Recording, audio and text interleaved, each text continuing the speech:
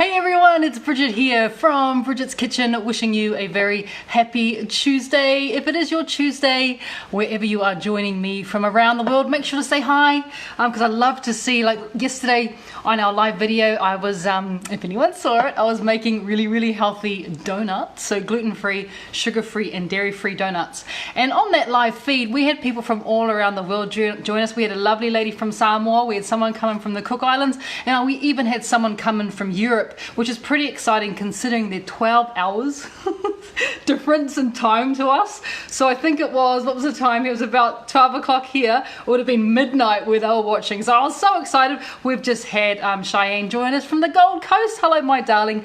Thank you for joining me. We need to talk, you and I, because we need to organize a cooking class in the Gold Coast. Let's do that. I reckon we can make it happen. I reckon there's enough people in the Gold Coast who would love to come to a cooking class, a Bridget's Kitchen cooking class. Say hi to Marie as well. So guys, what I thought I would do today is I've been thinking a lot about meal prepping, and I've been thinking a lot about how busy we are, and also how we're all looking for really quick but really delicious and healthy solutions to our dinners or even our lunches or whatever it might be. So today's little cooking class that I'm doing with you guys is all those pieces of the puzzle coming into one. So it is really quick to make. It is incredibly good for us, and it tastes amazingly delicious. And those sort of elements, when you're able to take those sort of elements and include them into one single dish, I think you're absolutely onto a winner. And this is one of those recipes that the very first time I saw it being produced, and it was a tagine, the very first time I saw it being produced, I was just gobsmacked at how aromatic and flavoursome it was. And so I thought to myself, I can make a really quick version of a tagine, and I can also make a really delicious and healthy version of a tagine. Hey, we've got Coral joining us from Rarotonga. Thank you for joining us. So I thought I would do that with us today, because if you're wondering what a tagine is a slow-cooked stew from North Africa or from Morocco, so from the very top of Africa there. And the slow-cooked stew, known as a tagine, is also cooked in a tagine, which kind of like, what's going on? So this is kind of what a tagine looks like. So it's got a conical lid, and this is, by the way, not a proper tagine. This is a decorative tagine, because normally the base of your tagine is this made from clay as well. So this is what a tagine looks like. Like this, except this is normally made of the same material here. And the whole idea about a tagine is yes, it is slow cooked, but as you know, with chicken doesn't need a lot of cooking to become lovely and tender, hence why I'm using chicken, or you could use turkey in this dish. But you also do not have to cook it in a tagine, by the way. That's the other really cool thing about it. Even though if you did have a tagine, that would be absolutely amazing. But if you're like, I don't have one of those conical lids in my house, do not panic. You can still make this recipe without actually having to use a tagine. But that is what a tagine looks like. And the idea about a tagine when you're slow cooking is that what happens here is the heat from down here rises up into the top, because as you know, heat rises, and then it condenses and it comes back down into the stew that you're making, creating a really moist and delicious environment. The same can be exactly said for your slow cooker. That's how your slow cooker works. The steam comes up and hits the lid, and then it condenses down and gets back into the food and slowly tenderizes it, makes it lovely and moist as well. So if you've got a tagine, I'm very impressed, because you can make this in your tagine. But if you don't have a tagine and you would still like to, try your hand at this recipe, you can also use a pot with a lid. This is a real heavy bottom pot. This is a cast iron Dutch oven, so it's really heavy. You can use a pot with a lid, just like that, which is fine. Or have, it's not exactly the same effect as the conical lid from your tagine, but with the lid on, you're still getting the air rising, condensing, and then dropping back down into our stew as well, which is amazing.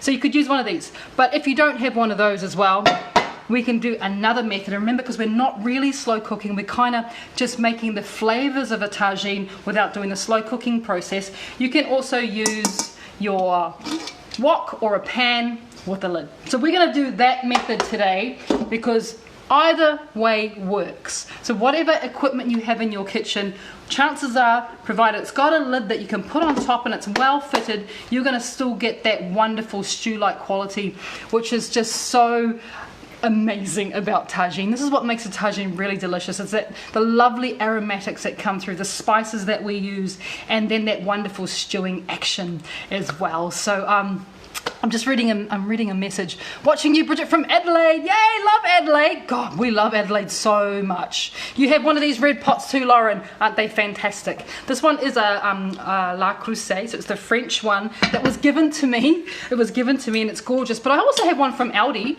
that cost $22.95 and it's just as good as my cast iron one from my La Creuset. So you don't have to spend a fortune on your equipment, but if you like beautiful things like this, then you can go ahead and spend, I think this is like $260 or something like that. But like I said, my one from Aldi works really, really well, and it was $22.95, so it's just as good. But let's get into the recipe. One of the things that I will be kind of going over as we're going through the recipe, it's so heavy, I had to really stretch to get it in there. One of the things I will be talking about as we're going through this recipe is that yes, it's all about being prepared, you know, because preparation is the key to success, as we know, when it comes to really wanting to look after your diet and your lifestyle. Preparation is key, but preparation need not take you hours and hours and hours and hours and hours of, you know, work before you can actually get into a recipe.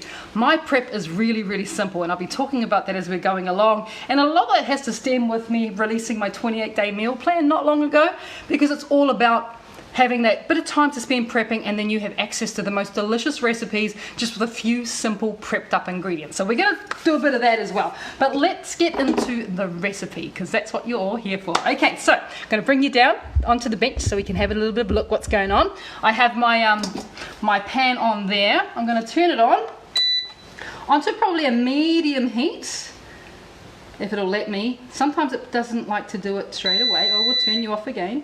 Let's go. Oh, there we go. Yay, we have action. All right, so medium heat I'm going to start off on.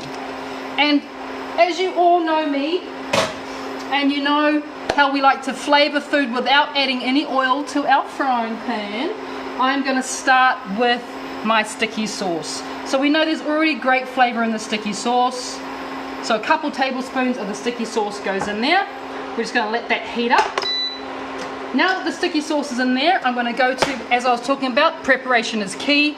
Garlic and ginger already pre-sliced, and you know that I always do that in my little food processor, and that is constantly sitting in my fridge, so I don't have to muck around chopping ginger and garlic to add that wonderful flavor to the base of our cooking. So ginger's going in, about a tablespoon of ginger, a tablespoon of fresh fresh chopped garlic goes in there as well. I had a question the other day, by the way. Oh, someone's joining us from Palmy. Hi from Palmy. Got some family in Palmy, I do. Got some Davises, would you believe, are in Palmy that I know quite well. Cousins of mine, first cousins. So I've got my garlic, my ginger in there. You can see already it's beginning to sizzle. You might even be able to hear that sizzle going on. But as this is a quick cooking recipe, I want to do everything pretty quickly. So one of the things I've done here is I've got my chopped onion, and no, I did not chop that by hand. There's a couple of sinister reasons why I don't chop it by hand. Not because I'm afraid of the knife, but also I'm more afraid of the onion. It makes me cry like a baby. I literally, tears flowing down the face. So I put my onion into here. Saves time, saves makeup running. Onion's going to go in there now. I probably got too much. I went a little bit overboard with the onion. Well, you can go overboard when you're not chopping it yourself and fearing that you're going to start crying at any second. Alright, going to give this a bit of a stir. Remember, I'm doing this all on medium. I'm standing really close to my pan so I can see exactly what's going on. I'm not having to run from the bench back to the stove. If you have the ability to set up your chopping board right next to your cooking station or your pan, then by all means do, because you can really keep a good idea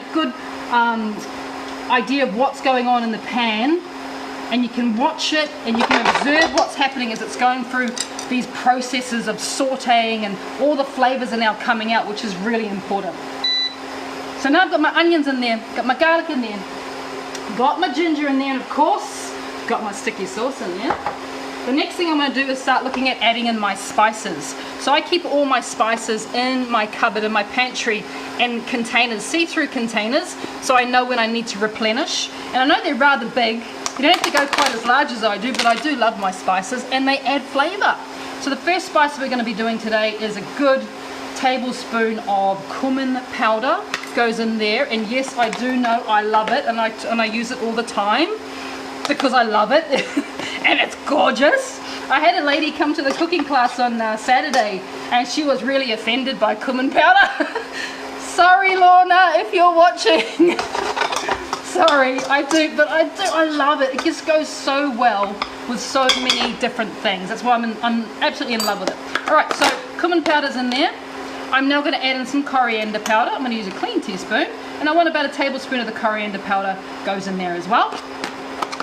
What we're doing here now is a really important step too, by the way. This step, where we've got the spices pretty much almost like in a dry frying pan, right? Almost in a dry frying pan. Sure, we put the sticky sauce in there, but that now has really kind of evaporated and the flavors have clung to the onion and the garlic and the ginger. So what I am essentially doing here is a process known as dry frying or blooming the spices. And when we bloom the spices, what we are actually doing is we are intensifying the flavor in the spices. So a spice that has had heat added to it is 10 times more potent in flavor than one that hasn't. So wherever you can, dry fry your spices. It's going to make a world of difference to your cooking. So I'm going to let that continue doing its thing. Turn it down just a little bit. I'm going to let that continue doing its thing for a while. Oh, by the way, the last spice I added, I forgot to say, was cinnamon. Oops, don't want to get here and there. That was cinnamon powder, about a tablespoon of cinnamon powder, if I didn't say so. Now, when it comes to the cinnamon powder, you're thinking, that's a sweet spice. Why is that going in here? Trust me on this. It's going to make it fabulous. Just trust me, absolutely trust me, that cinnamon in your tagine is going to make the most amazing stew. So that is in there, dry frying away. It's now time for me to think about the chicken portion of the recipe. So chicken, I've just chopped up some in advance there, but I'll just show you, we'll just chop it together, shall we? Now you'll notice that I'm using a completely separate board for cutting my chicken as well. I like to keep raw and cooked foods completely separate, or raw, and especially raw chicken and pretty much anything completely separate. So I'm just cutting these into small little cubes, I suppose is the word. They're about sort of that. Oh, that's you want it about that big, something like that. That's what you're after. So I might even just do it slow. Oh, the cat's just arrived. She is a chicken fiend. Raw chicken, man. This cat, she won't eat anything cooked, but my goodness, she loves it raw. She's hitting me. She's hitting my leg now. What do you want, cat? What do you want? She doesn't know I'm doing a live video. She's just like, give me chicken. Right, so you're just cutting it up into small cubes, and yes, you will probably have time to do this while your onions and your spices are dry frying. That's how quick this recipe is. Remember, dinner in 15 minutes. And look, this is not the first chicken tagine recipe I have shared. I have shared one previously. Let's put that in. And the one that I've shared previously is actually in the cookbook, Bridget's Healthy Kitchen, and it's a chicken and fennel tagine. How cool is that? Chicken and fennel tagine. I'm going to put the rest of that chicken in. That's all done. Chicken and fennel tagine. So fennel, if you are, and once again I'm going to use that word, offended by fennel, because it's got quite a sort of a licoricey or aniseedy type of smell and taste to it. So if the fennel root, the vegetable, offends you, then what you can, look at that already, yeah, what you can do in order to get, because fennel's really, really good for us and we need to get it into our diet. So what you actually can do is cook it. And once you cook fennel, that really pungent flavor that you get from like a raw fennel salad almost completely disappears. So you just get almost like, it reminds me very much of like celery when it's cooked, as opposed to, wow, that tastes like licorice. I mean, I love licorice, but there's a lot of people who don't like licorice. Cheyenne, the last spice was cinnamon, by the way. It was a tablespoon of cinnamon that went in. Looking pretty good. All I'm doing now is just literally sauteing the chicken off. And now that I've got heaps of chicken in there, I don't know why, I've probably got way too much. Once again, she went overboard with the chicken. So chicken's in there. I'm going to turn it up now. Keep on giving it a little bit of a mix. Look, you can see all the spices that have just gone all over that chicken. And so we've got a really good mix of spices going on there. It's pretty exciting. Pretty exciting. All right. The next thing we're going to do is we're going to start to add in the vegetables. Vegetables are simple. I've got a little bit of red capsicum there. I've got a little bit of zucchini. Like I said, you could totally add fennel. That would be amazing. They go in there. The red capsicum's gorgeous because it adds a little bit of colour, of course. And then the zucchini is there just to bulk it out a bit because I didn't have any fennel. But I would normally add a little bit of fennel right about now. So just giving it a bit of a stir. We're also going to give it a little bit of a season. And the seasoning I'm using is some sea salt or Himalayan salt. Natural sea salt flakes, of course. And I'm going to add a little bit of pepper. Cat's still bumping me. She's still hungry. Sorry, pussycat. Not for you today. And I'm also going to add in some kombu. So this is my kombu water. It's going to go in. Because remember, we are creating a stew, which is really important. I'm going to turn down the temperature now. I'm sitting on medium. Turning down the smell here is absolutely phenomenal. It is so good. I'm smelling all those spices, which is just so glorious. The last thing I'm going to add is a little bit of preserved lemon. So lemon, preserved lemon, and yes, that is also in the cookbook, preserved lemon. Preserved lemon is amazing because there's just so much flavor in the lemon, including the peel, as you can see, that I'm going to add the whole thing in. I'm just going to roughly chop it through, and that is going to add another dimension to our tagine. And literally, the reason why I have preserved lemon in the cookbook is because preserved lemon is an absolute necessity when it comes to making these North African style stews. So that's going to go in. Wonderful. And then, without tripping over that cat who's trying to knock me over because she knows there's chicken around, I'm just going to give it one last little stir, and then we're going to throw the lid on. Just like that. Remember how important that lid is? Because the lid is going to mean that the steam's going to rise, it's going to condense, it's going to drop back down into our chicken mixture and create that wonderful stew. So the next thing that I'm going to do while I'm waiting for this to cook is I'm going to make some cauliflower rice. So you don't have to use cauliflower for your rice. Traditionally, a tagine is served with couscous, which is made from wheat flour. So we're going to be obviously doing a vegetable addition of this. And one of the things that you definitely can do if you don't want to use cauliflower, or if you're just kind of over it, you can also use broccoli. Broccoli would look amazing and it would taste amazing as well. So broccoli rice is exactly the same method as cauliflower rice. And if you're wondering whether you might as well, because I know you can buy cauliflower already riced, but I wanted to share this with you guys just to show you how quick it is to make yourself, and it can be made while your stew is cooking, which is the really cool part. So taking up my, just took the little end off there, taking up my cauliflower, having a little bit of a look at it, sizing it up. I just want to take thin slices, like even slices, like if you're thinking that you would normally just take off like a floret like that, this method that I'm showing you guys here is way better if you're making cauliflower rice, because what basically is going to happen when I put it in here is it's already really even, and you're not going to get chunks of cauliflower. You're going to get a really even blend when you turn your blender on, which is the really cool part. So that goes in. Just going to whack the lid on. Just like that. Give it a quick blend. Oh, if I had the, you've got to make sure the thingy's in right though, don't you? Yeah, there you go. Now let's try that again. Hey, calm down. Got to be nice and stuck on. There we go. Right. That's how quick it is. So if you think you need to buy that already pre-riced, do not bother. Look at that, that's already done. All that we need to do now is take up a bowl. Do I have a bowl? A microwavable bowl. Goes into the bowl.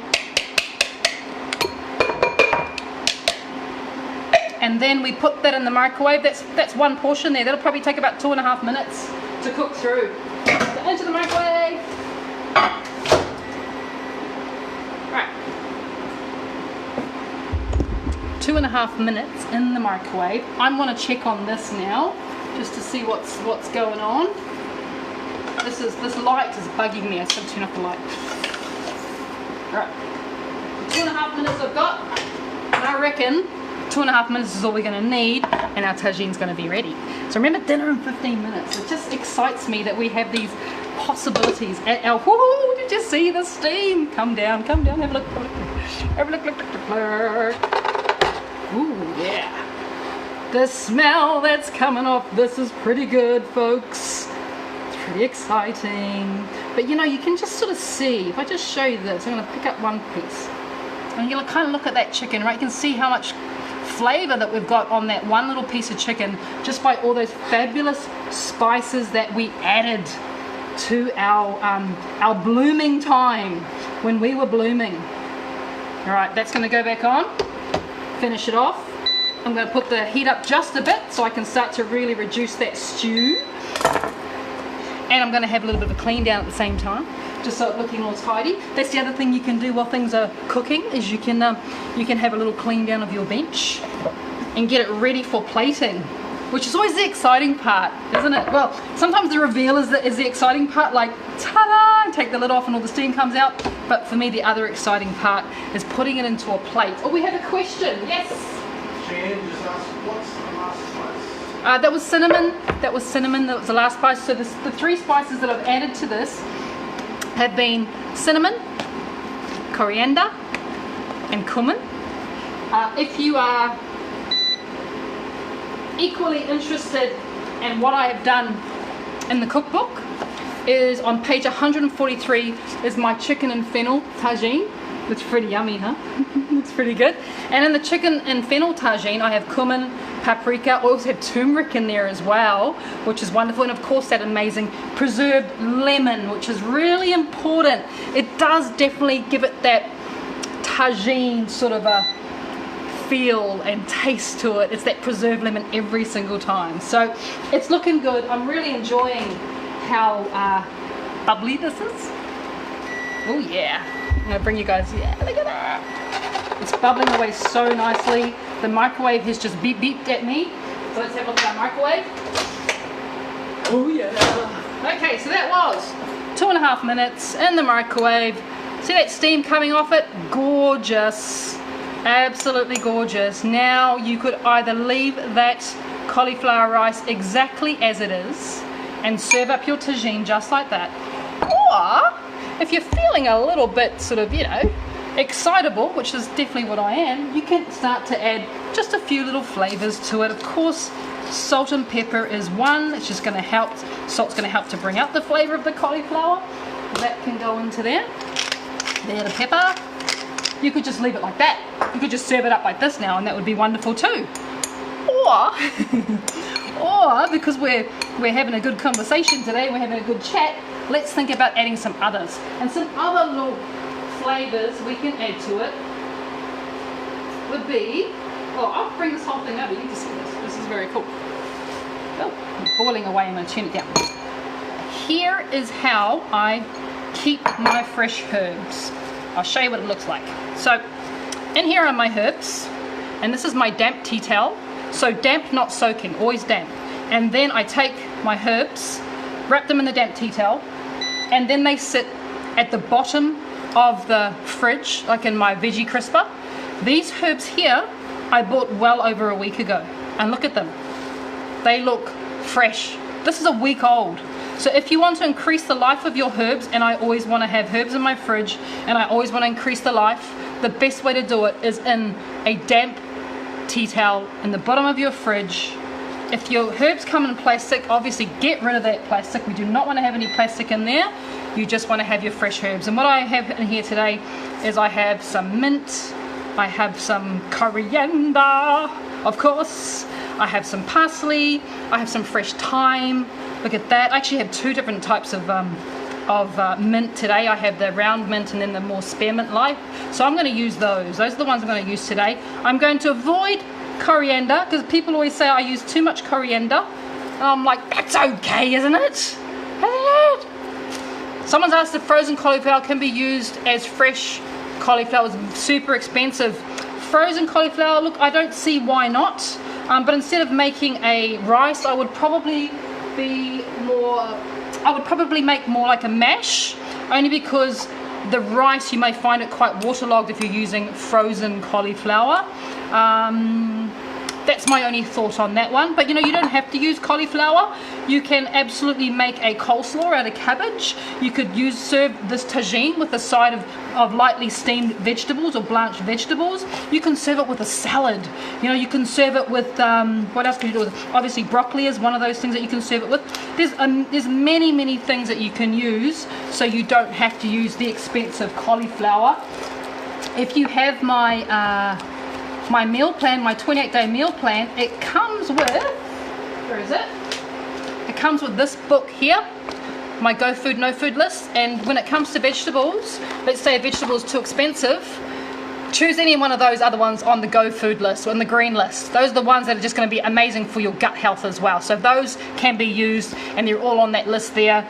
There's a few down here that you could use some of the time, and then of course there is the ones that we try to avoid because they're not as good for our gut health as the ones in the green list. So there's lots of alternatives for you if you've got that Go Food, No Food list. All right, chopping herbs. We're almost ready to go. Roughly chopping my mint, because then we're just going to put it through there, and oh my goodness, delicious already. Can smell the mint. All right, let's have a final look in here. What's going on? It's looking like a delicious stew. Yeah. It looks fantastic. Really good. Only thing left for me to do, and a very important part of the journey, is to give it a bit of a taste. I'm tasting the liquid first, because that for me is where all the flavour is. The liquid's got to taste great, and the liquid tastes great. It tastes really wonderful. Now let's taste a piece of chicken as well. Cooked through, lots of flavour. All that's left for me to do, I'm going to add just a little bit more salt. See, it's why we taste, so you know how to, we call this adjusting the flavour. A bit more salt, a little bit more pepper, but it's tasting good. I'm going to turn them off, get rid of that noise. Oh, it's better. Time to plate up. So, plating up is easy, but it's the fun part. Look at my cool plate. It's kind of colourful. It kind of reminds me of all those wonderful colours that you would get if you were visiting North Africa as well, because they have beautiful big colours and it's so wonderful. All right, let's start with some of our cauliflower down the bottom. That's just going to go into the plate down the bottom. I'll show you. You can't see much of what's happening at the moment, but I will show you the finished product. All right, cauliflower's down the bottom. Let's then go for some of this wonderful stew. Goes on top, right in the middle. See, right in the middle. And you want to make sure that you're getting vegetables, you know, good selection of the meat. Chicken, like I said, chicken or turkey is going in there. All my glasses are fogging up. Got to step back a little bit. You want to make sure you get a good selection of the meat. You also definitely want to make sure that you're getting some of the liquid as well. So I'm just going to pour that on top. Bit of that liquid, because it's that liquid that actually makes it all stew-like. All right, that goes in. That is going to help to really soak through the cauliflower rice, which is what makes it so gorgeous. Let's also add another piece, and this is not just for garnish, but this is also going to be a wonderful, you know, you're going to have the ability to cut that through the food as you're eating it, that preserved lemon. Of course, we need to add in some of our fresh herbs just to finish it all off and make it absolutely gorgeous. Chop them through. Parsley and mint is the go today. The parsley and mint goes on. And that is going to be one absolutely fabulous. Look at it. Isn't that cool? And look how quick that was to make. If I didn't talk so much, it would really have, if I just focused, it would have been 15 minutes. But you guys know me. I do love to have a bit of a yarn, sharing all these wonderful tips with you guys. But this is going to be lunch for the household. They're very excited. So lunch or dinner. This is a great one if you are meal prepping in advance, because obviously that stew, the longer it sits in the fridge, the more tender and more flavoursome it got as well. It gets. I'm just looking at the comments, and hi to Amber joining us from the Sunshine Coast. Thank you for joining us. So there you go, chicken tagine, 15-minute lunch or dinner. 15-minute lunch or dinner. It is also, I have another recipe in the book, which is my chicken and fennel tagine. Preserved lemon is also in the book as well, right at the back. It's in my quick preserves because it is really quick. And preserved lemon is great. If lemons are in abundance, all it is lemon and salt. And it just takes a bit of time for it to preserve, about 3 weeks, but you're left with the most gorgeous flavour from the lemon that works so well in these lovely, exotic stews. So I hope you enjoyed that little recipe for today. We will talk to you guys all soon. Someone just asked me, will it freeze? It will freeze, just don't freeze the cauliflower rice, but there's nothing stopping you from freezing that. But you know what, if you're using fresh chicken, that'll last in your fridge for sort of 4 to 5 days as well. So there you go, guys. Hope you enjoyed that. We'll talk to you really, really soon, and have a great rest of your day. Take care. Bye.